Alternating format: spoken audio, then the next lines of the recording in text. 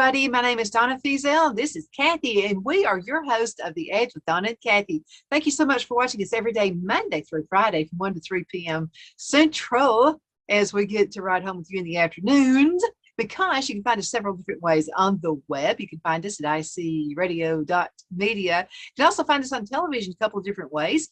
And one of those is by going to channel 182 on Charter Communications and Abundant TV, which is found on Roku, Apple TV, Amazon Fire.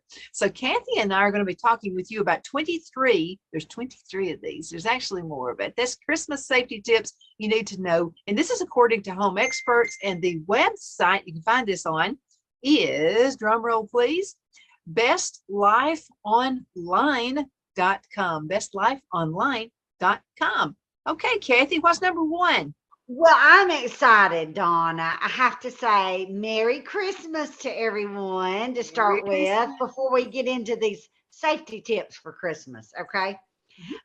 Okay, so here we go. We're going to do 23 Christmas safety tips, things you need to know according to home experts, right? That's not us, that's the article. Let's start with number one. Water your Christmas tree daily. So I know everybody probably went out and bought a Christmas tree during Thanksgiving. All the Christmas tree farms, I've seen signs set up where they're selling the trees. And we all love real trees, but you have to water them every day, okay? Because why? It's a fire hazard. Correct, Donna? That's true. And then you also, if you have pets inside the house, sometimes the pets inside the house want to drink the water. So you really need to check it several times. Yes. Yes. And it also helps your tree last longer, you know, if you water it every day. So it prevents a fire. It helps it last longer. So hopefully it'll last through Christmas. Because if you bought it during Thanksgiving, then you want it to at least to last a month, right? Okay, number two. What is number two, Donna? Okay, keep it away from fire hazards.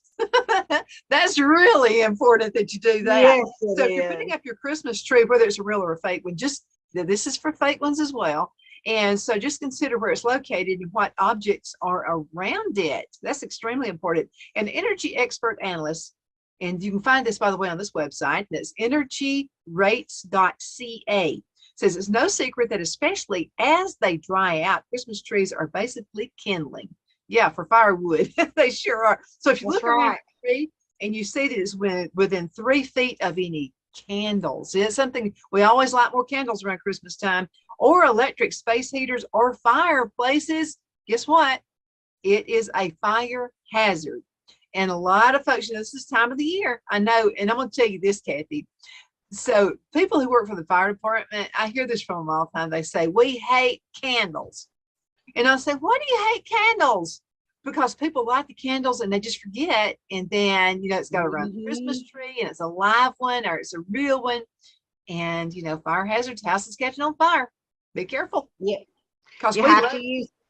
Yeah, that's actually the next safety tip. Use candles with care and caution, because there are so many fires during the holiday season, okay? And they're usually a result of furniture, mattresses, beddings, curtains, decorations being too close to the flame. So you have to be very careful of that, right, Donna? That actually ties into the very next one, I think, which is actually don't overload your circuits. That's right? True. I wanted to mention one more thing. And when you have candles, I know, because I've been making, I'm a candle maker. So I've been making candles since the 80s. So here's what you do. Make sure you trim that wick every single time, okay, before you relight it. So again, trim the wick, make sure it's not too far up there. I've seen people light candles with the burned part of the wick up there. Never do that, okay, because that's going to cause some problems. Okay, although all of those holiday lights and decorations can be a big electrical burden. However, no matter how badly you want to, both your electric Rudolph figurine and also your lights around your Christmas tree in your living room, don't overload the circuits powering your home. Don't ever do that. It can cause all kinds of problems. Especially, that's right. Yeah. And I'm talking about not only older houses, but new ones as well. You got to make sure that that electricity that the panel is up to grade. Now, according to the pros at Mr. Electric, a typical household circuit can power 70 strings of 50-pound mini lights or 300 to 600 strings of 50 bulb LED lights. So you try to get an LED if you can. It's not going to be such an overload. Right. Plus, you have to take into account any major appliances that are already plugged into existing circuits before adding decorations. So if you plan to use any more power than the experts suggest, spread it across the multiple circuits to prevent an overload. And see, you know, think about this too, because everybody uses the internet. Everybody in the whole family's got an iPad. Everybody's watching movies. Everybody's doing this and everybody's doing that. So be super careful around Christmas time. Oh, yes. Okay. And the next tip, now those all kind of tying together too, Donna. Watering your Christmas tree prevents a fire. Don't overload it with lights. So then you don't overload your circuit breaker, right? And the candles, keep the candles away from that fresh tree, because that is really that tree will go up. Poof. Okay, the next one, everybody needs to take to heart. If you're going away too, say you've wrapped all your Christmas presents and you work a full-time job and you're not there during the day, be sure to secure your home from possible break-ins. So the best way to do that, according to this little article, it's a really good article. The first line of defense is putting quality door locks, okay, on your doors, especially the front door, the back door, where you have access, where your tree is. So, you know, you might not want to sit your tree in a window where somebody could easily just break the glass and grab your gifts and go. Don't do that.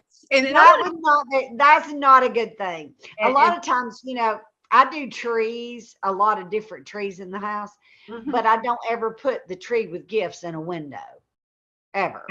The trees that I put in the windows, they're just for decoration. There's never any gifts in there. Sometimes we give early Christmas presents, and it could be like a big screen TV, or it could be something. Right. Be careful with the box. Break the box down. Don't just throw it on the curb, okay? Because what you're doing, you're telling like some kind of a thug that's passing by your house, ooh, they just got a big screen TV. Let me go ahead and see if I can break in and get that. So be really careful. Don't advertise your Christmas presents. Yes, and also another good tip is they actually talk about in this article. Actually, it ties into number 6, which is smart technology to protect your home. You know, I know, what is it, Donna? There's Simply Safe, there's Blink, there's Rings, all these different options you have. And actually, anybody pretty much can afford those. You don't have to go call your alarm company to come out and set up expensive cameras, when you can actually go to Walmart, Target, any little small department store, hardware store, you probably have a local hardware store there, right? They have these and they're very cost effective. A lot of times they're only like $99, and you could at least set up one at your door, and you can actually see it on your phone, and you don't have to pay for the extra data or whatever you want to call it, the clouds. You can actually just buy a little cheap flash drive and put it in there, and that way you can erase the recordings as they go. Kathy, so there's some good. Kathy, this is so funny. So Kathy and I, sometimes we're out and about, we're talking to customers, our sponsors. And by the way, we got the world's best sponsors. So sometimes Kathy and I are talking to sponsors, and she'll hear me laugh, and I'll be laughing because Phil's walking by one of the cameras, like cutting the grass or something like that. And so I can talk to him while Kathy and I are out on the road. I can go, hey, are you working? Something like that. But they're very inexpensive. We're paying, it's less than $30 a month. And we have all these really neat video cameras that I'm going to suggest some of the banks get. But, you know, you'll watch like a whodunit show, and they'll have somebody, you know, that broke into a bank. They've got like the worst cameras. I mean, it's just like, we paid much less than anybody else does. And so we have cameras that are on the front door, the back deck. We have them out towards the pond, so we can see if somebody goes out. We got, you know, just on all 4 sides of the house. And it's worth doing, especially when you live out in the country. And another thing is you don't want to advertise when you're going on a trip. Don't tell anybody until you get back. Oh, I see people do that all the time. They're always like, we're going to the Smokies. Well, guess what you're doing? You're inviting thugs to come to your house. Post your pictures of After. your big family gathering. Yeah, when you're back home. Yeah. Because I know a lot of people will say, people post things on Facebook. Oh, what a beautiful trip. Y'all have an enjoyable time. And then they'll comment, oh, yeah, we did. We had a great time. We're home now. Good. That's a smart thing to do. That's good. I've got one right here. It says, and this is really important, okay? Because there are people who drive around just looking for gifts that are boxes that are outside on your front porch. Now, we got a camera, so if anybody does that in our house, we got a picture of them with their smiley face taking it. However, so schedule packages to be delivered when you will be home to receive them. That's really, really, and if you're really in a sketchy part of town, and anybody can be in a sketchy part of town this time of the year because people with thugs are out there looking to steal stuff from you. Right. Have it where it's signature required. And that way they won't just leave it and somebody will go pick it up. So online shopping, everybody's doing it online during the holiday season. Shop local first, okay? If it can't be found local, then you got our permission, right, Kathy? You got our permission. Then go online. Yes. Then go online. But this is pretty I don't like doing the online thing, Donna, because I was so concerned of like the hackers that get your credit card number and they purchase things. And by the way, guys, that recently happened to me. Somebody evidently hacked my credit card at a gas pump because I used my credit card instead of the debit card, which was actually better according to the bank. But it still took a couple weeks before they actually credited it back onto my account. But luckily, I caught it the first purchase. Someone had gone online and purchased at homedepot.com. So they get your number. There you go. Clean you out. You're done if that happens. So let's go ahead and get back to this right here. So it's online shopping. It's the easy way to get your gifts and avoid the cruddy retail. And I understand the flu's going around and all that kind of stuff. So you don't want to go out as much as possible. But there are peak times throughout the day, by the way, and off-peak times. I always like to shop off-peak times. Okay, but it comes to some risk. So the increased number of packages we tend to receive these days has also sparked a rise in package theft. That's what they're calling it now.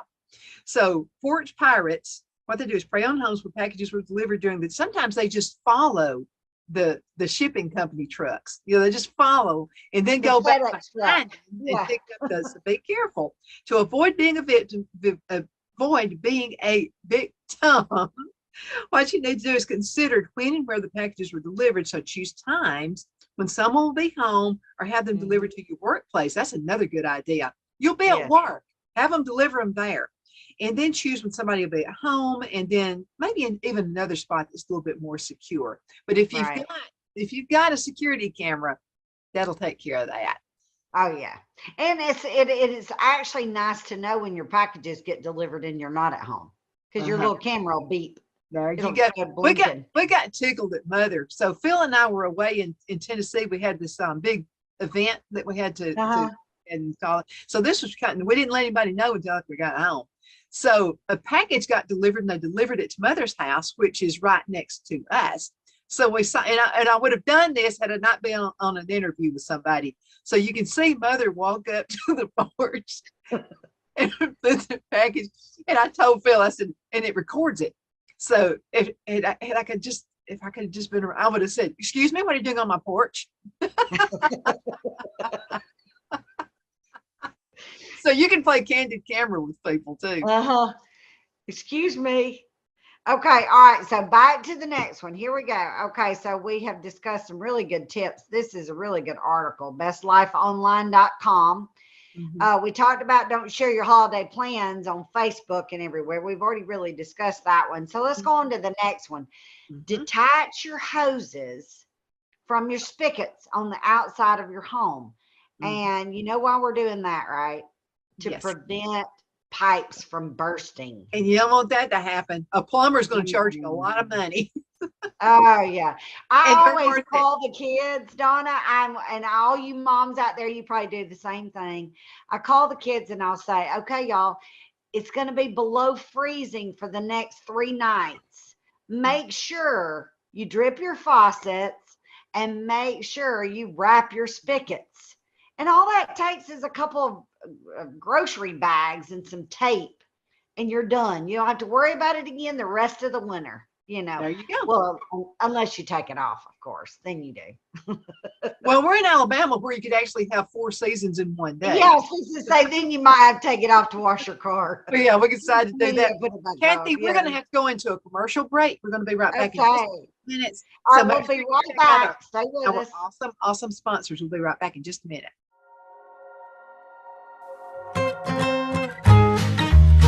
We're about to make your life just a little bit easier. Join Tony and April at Tony's Pizza and Subs in Center and Cedar Bluff, Alabama. We're cooking up some hot, delicious pizzas, and we'd like to bake one for you.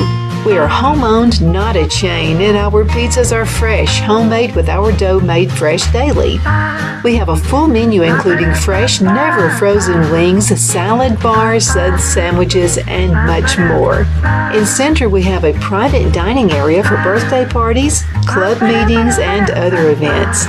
We'll be waiting for you at 1820 East Bypass and Center, and in Cedar Bluff, 3812 Alabama Highway 9. For your convenience, you can call in your order at our Center location, 256-92 Pizza, or Cedar Bluff, 256-557-8651. And we enjoy making your life easier.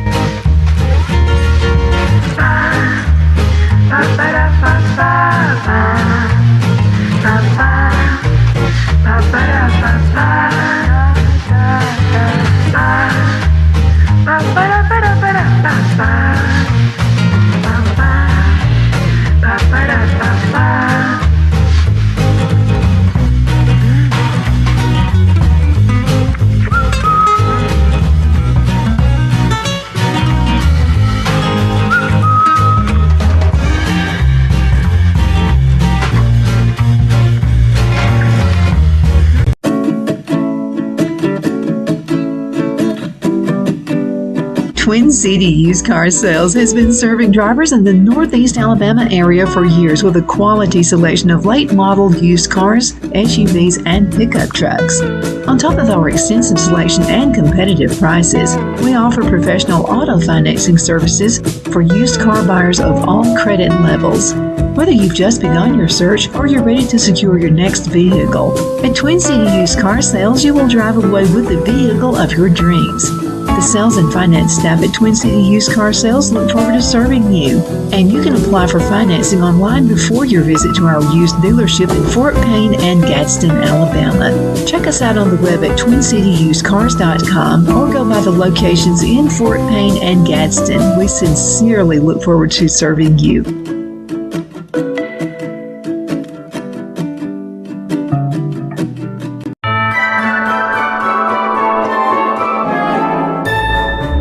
The Hatter Cafe and Country Inn is nestled in the northeast corner of Alabama the Beautiful in the delightful town of Mentone. We're located on top of scenic Lookout Mountain near Little River and DeSoto State Park and located only 5 minutes from shopping and restaurants. There is also a nearby community walking path and golf course. We welcome everyone through the doors and we are committed to outstanding service for all guests. At the Hatter Cafe and Country Inn, we invite people from all walks of life to come and get away from it all, enjoy the open spaces, treetop views, fresh, clean air, and experience Southern hospitality at its finest. We look forward to hosting you. To reserve a special event, or if you would love a special getaway at the Country Inn, you can call us at 256-634-2018. Good afternoon. We are back. My name is Donna, and I'm your host of Afternoon Drive Home, as well as the Edge with Donna and Cathy. Thank you so much for watching us every day, Monday through Friday. You know what? We begin actually at 1 o'clock for the Edge with Donna and Cathy. Let's go ahead and get Cathy back on. And come on, Cathy, girl. We're going to start your video, and then you need to unmute. But again, thank you so much for watching. We're coming up with some Christmas tips. And I love Christmas. And I Cathy, do too, Donna.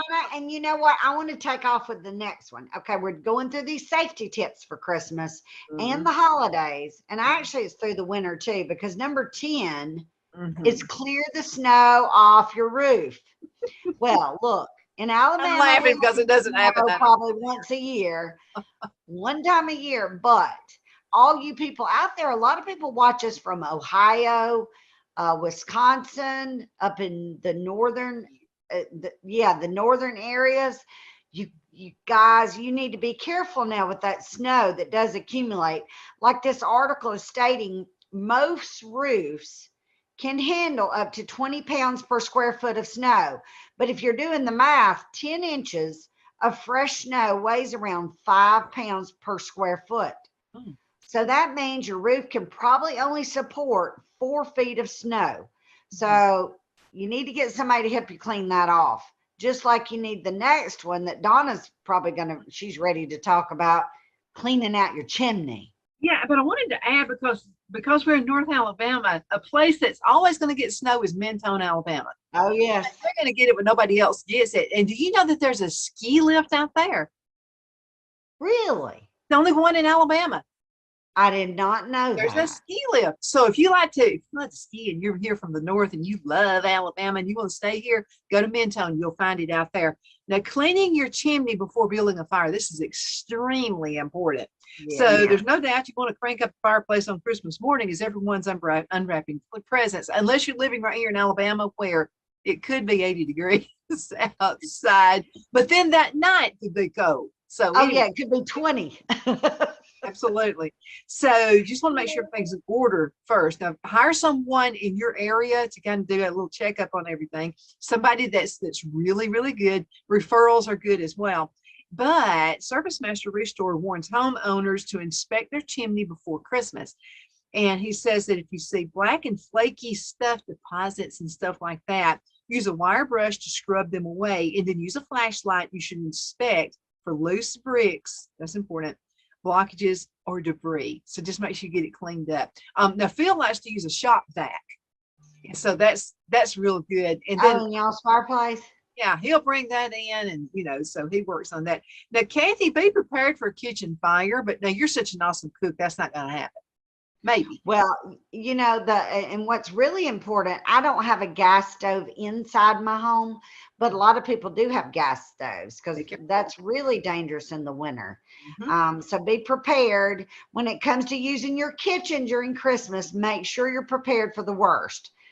I have a fire extinguisher. Do you in your kitchen?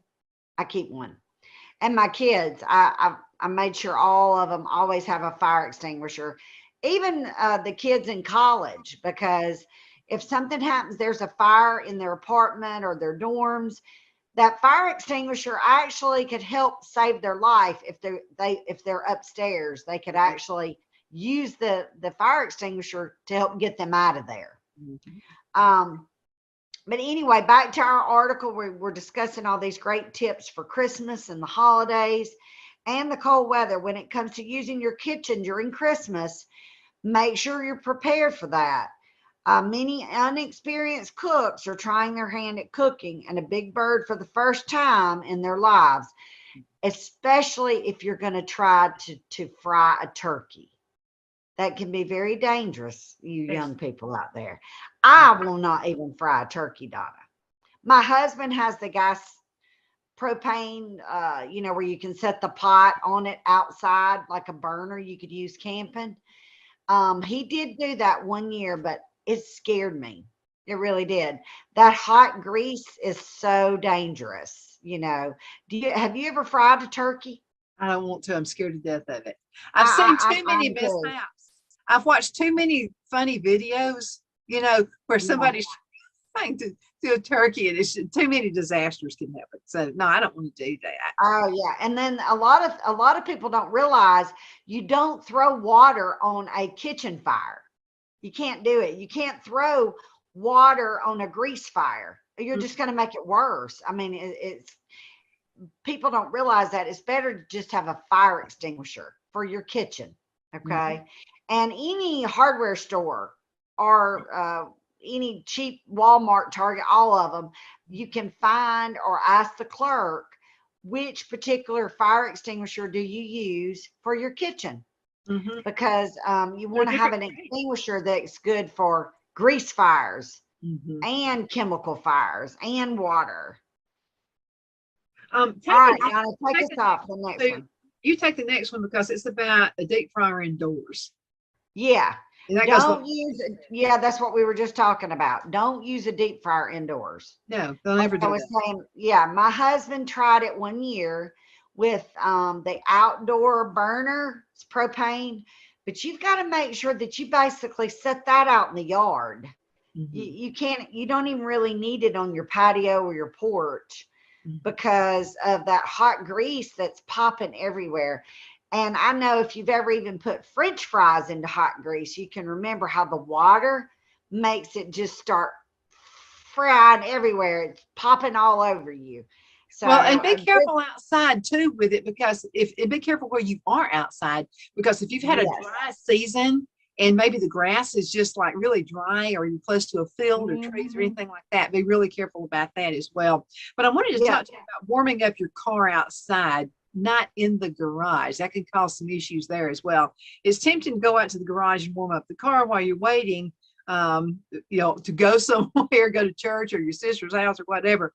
But the experts at First Alert warn people not to warm the car up or leave it running inside the garage, even if the garage door is open, because the carbon monoxide fumes your car emits can easily spread into your home, poisoning people and your pets as well. That's right. And that's the next one, Donna. Invest in a carbon monoxide detector. Okay, they are not expensive anymore. Years ago, they probably cost you $80 to put one up. Now you can buy them anywhere. They're like $20. They are so great to have. Put one near your garage. Even if you don't have garage doors, that carbon monoxide can still come into your home.